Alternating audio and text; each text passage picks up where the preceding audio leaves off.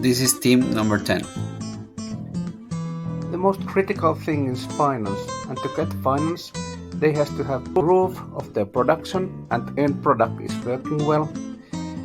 The production cost must be low enough so they can sell their products. They must have distribution channel to sell the products, and they must have a steady market study done. Time frame. Market research about the most favorable countries to start in and continue expansion to. Countries such as Norway that have already invested heavily in developing charging infrastructure for electric vehicles should be excluded. Estimated time would be 3 months. Market research about pricing. In the chosen countries, consumer research needs to be conducted in order to find how much premium customers are willing to pay for alternative fuels. Estimated time 1 month. Finding partners who can produce biomass in chosen countries. Estimated time 3 months. Finding manufacturer partner for the production units. Estimated time 3 months. Negotiation with distribution channels, possible shareholders. Estimated time 8 months. Negotiations on finance would be, once all of the above are clear, would be estimated for 3 months. Starting negotiation with chosen manufacturer. Estimated time 6 months. After 24 months we are ready to run production. They should start in a country which they are familiar with. There must be also, of course, biomass available for their purposes. The distribution channel must be good enough for their purposes. There must be also a strong combustion car market for selling the energy. And in the country must be a positive attitude to green energy, and the legislation should be very stable for reducing emissions. The greatest firm-specific advantage is the size and movability of the production unit. The 40-feet container includes everything needed to produce fuel and is easy to transport to desired location.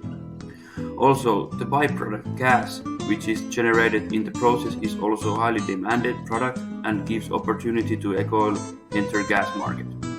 And lastly, the production unit can produce electricity for itself, so the unit may be located almost everywhere. The operations include two kinds of partnership. The production units will be manufactured and delivered by a technology company which operates already globally. The second partner is international fuel distribution company such as Shell or Exxon, which transports and sells the final product to customers. By using expertise partners, we ensure the continuity and resources to grow EcoOil's operations. As we said, at the beginning of the international expansion, EcoOil will need a strong network. To enter a new market successfully, the company should find and rely on strong partners and providers which already know the market and have an influence on it. Therefore, the first step of our international expansion will be logistically oriented. Then, the strategy will tend to a global niche player strategy. EcoOil will target the same type of customers all over the world and expand to a lot of countries. For this strategy to be successful, EcoOil will need to target very tightly the customer profile. The company will target the environmental concerned customers who still want to keep their actual car.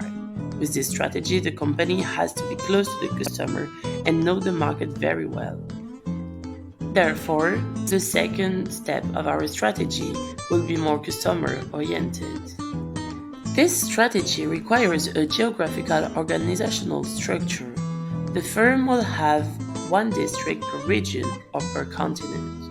This type of organization allows, first, better support of logistical demands, and second, help to target better the cultural differences of the customers, which are basically our two main goals. Holistically integrated. As we've seen, EcoOil is able to provide renewable fuel that work in today's cars without any necessary reconstruction, that allows them to be a player in the oil market, doing an important step towards oil-based economy and towards a more sustainable future. Also, by growing the input material close to the process unit, the local partners have a possibility to be self-providers, giving a number of job opportunities. Strategic resources. Why is unique? Well, they have a patented technique of fossil-free gasoline or diesel production.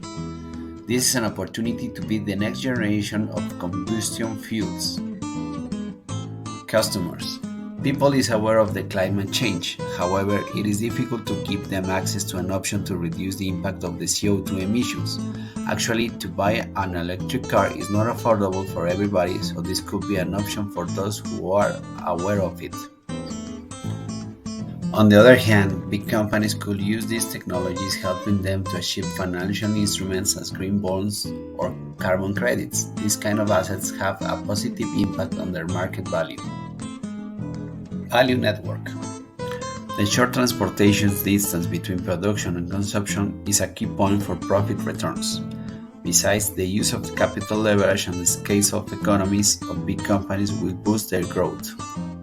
Something to point out. There are countries which fulfill the mentioned requirements, reducing taxes due to their positive attitudes toward green energies. For instance, in Finland, biofuels have a tax of 20% versus 40%, unlike other countries. Another example are countries like Sweden, which has been exempted from taxes on biofuels since 2002. This can make a difference in order to open a new market in other countries. Here are two examples of the price with the tax applied in countries like Mexico versus countries like Sweden.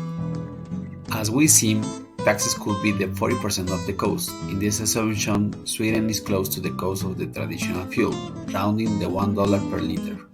To conclude, we believe that EcoOil should maintain the ownership of their product because it's unique, but with distribution and financial leverage of big companies, being a geographical organization structure which allows flexibility, and establishing in places with tax benefits for eco-fuels like Sweden.